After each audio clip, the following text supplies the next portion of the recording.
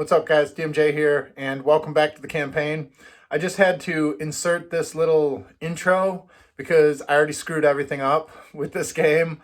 Not in a game-breaking way, I actually made things harder on myself. In the new book, at the beginning of each week, you roll d6, and on a 6, there is no event for that week. But the other 5, there's separate charts in the book, and you go to those charts. Well, I just took all of my encounters out of the first chart, which happens to be the hardest chart. So I didn't really cheat or do anything game breaking like that. I made it worse on myself. So that's where we're at. Not a big deal. We just pick it up next time and do it the right way next time. But yeah, completely overlooked that because I was just so excited to get the game started after not being able to play last week. So I was super busy. I couldn't get a video made. So enjoy the game. The Motley crew is ready to get to our next destination. We got the crown from a vermin-infested tomb, and we've got to return it back. I changed the campaign just a little bit to fit the narrative that I'm going for. The king that actually, in my game, the king that wanted the crown is a dwarf as well. So it's like these dwarven kingdoms up in the mountains. And so it makes sense now. Yeah, we already got the treasure for returning the crown, but narratively, we are going to say that we are headed back to Helegrad. So Helegrad would be considered a city, which is 6 weeks travel away. That means we've got 6 hazards ahead of us. But it's time that we get to a city. We need some bandages and we need some stuff like that. And the last trip to a village was terrible. Let's head to the city. So for this adventure, we'll be using the Warhammer Quest Traveling Hazards from Little Monk. It's a really nice expansion from the core book. I questioned the word traveling here, the spelling of it, and he claims that in other places that's how they spell it, so I'll believe him, but it still looks weird on there. And yeah, so let's get the dice rolling. White dice is always high. 22. As the warriors pass through some rocky crags, they are set upon by a vicious group of harpies. They swoop in and claw at the warriors and snatch some of the belongings before flying off. Each warrior must roll d6 on the table and see what has been lost. Oh, great. Okay, Thundarius gets a 2. A harpy snatches a random item of treasure, so his orb of might is gone. Rapture gets a 5. A harpy snatches a coin purse containing 1d6 times 20 gold. 2 times 20 loses 40 gold. Lunarius, 2. Random treasure. Lunarius loses his death stone. Also, I noticed a couple things on the bottom of these cards. Some of these say use only once per adventure. So I've learned my lesson from that, and I got to keep an eye on that stuff. And finally, Javen gets a 1, and that is a random item of treasure. Healing potion. Well, these 2 harpies got a couple items from us and then flew up out of our range, and that kind of sucks. What we get? 23. So after we got robbed by the harpies, we traveled for probably another 5 to 10 miles lugging all this stuff, and the sun started going down, so we set up camp. And yeah, Thundarian's got a dope tent over here that he sets up every night. Some of the people sleep out on the sleeping bags out here because they can't stand him because he's always like farting and stinks kind of after drinking so much all the time and just not bathing, frankly. But yeah, something bad happens in the middle of the night. All right, so we got to draw a random figure here. Random character. Who is it? Rapture. After a restful and relaxing night under the starlit skies, the warriors awake to find something missing. One of the warriors. We randomly determined that it would be Rapture. After hours of fruitless searching, the other warriors come to the solemn conclusion that their companion has vanished without a trace. They have no choice but continue on toward the settlement. That's all I'm gonna say for now. There's more details on what happens with the characters, but it's really cool. I'll just kind of leave it, and later on in the campaign, maybe we'll come across Rapture, dead or alive, you never know. So now I'm missing one of my group members. That's really nice. And we get a 15.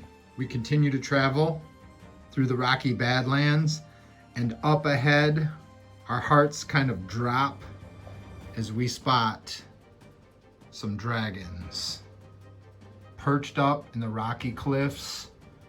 It seems that they would occasionally fly back and forth, circling around, looking for prey. Let's see what happens.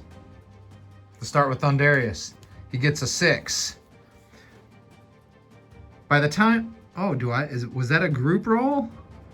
Fortunately for me, that was a group roll. That's really awesome. I got a 6. By the time the warriors reach the area where they had spotted the dragons, the beasts are long gone, and the warriors may continue the journey without delay.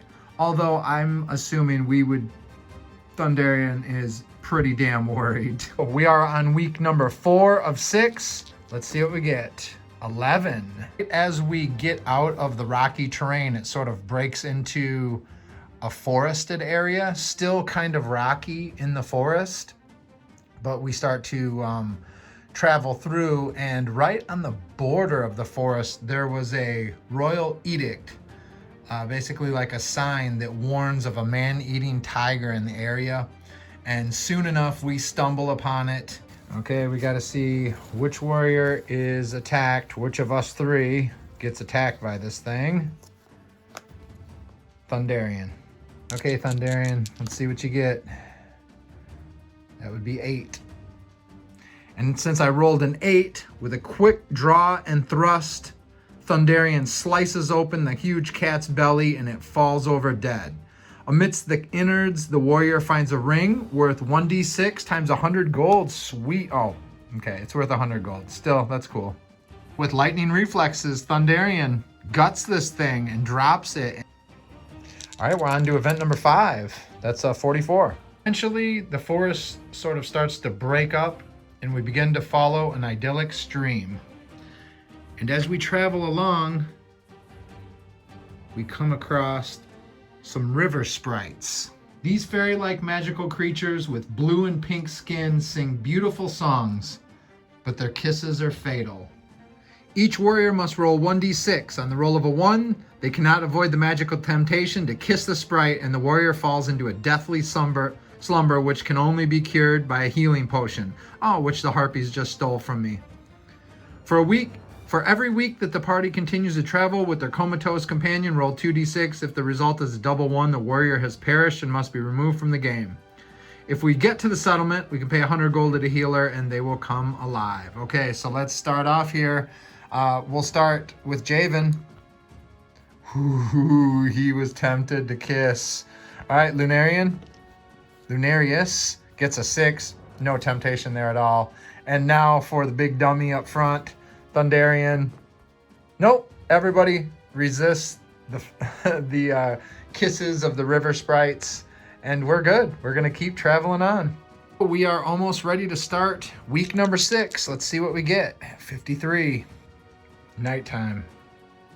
And we stumble upon this.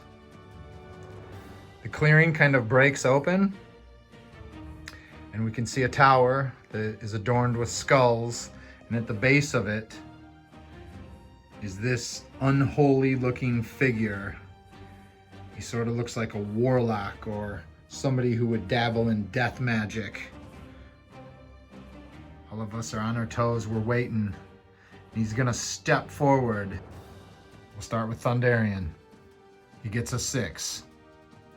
The witch doctor points at your warrior sternly, but then gives him a potion. When drunk, it restores 1d6 wounds. So basically, if Thundarian gets drunk, he gets to get life back. Sweet. Wait a second, let me clarify that.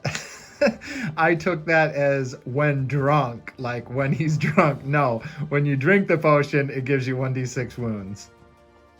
So the group sees the necromancer, or whatever he is, he hands Thunderian a potion.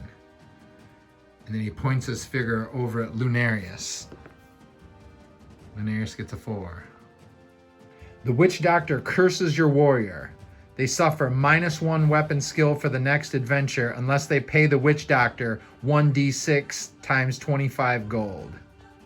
Let's see what that would come to. 5 times 25.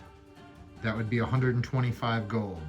The Necromancer points his finger at Lunarius and tells him he must make an offer to his god in order to pass through these lands or be cursed.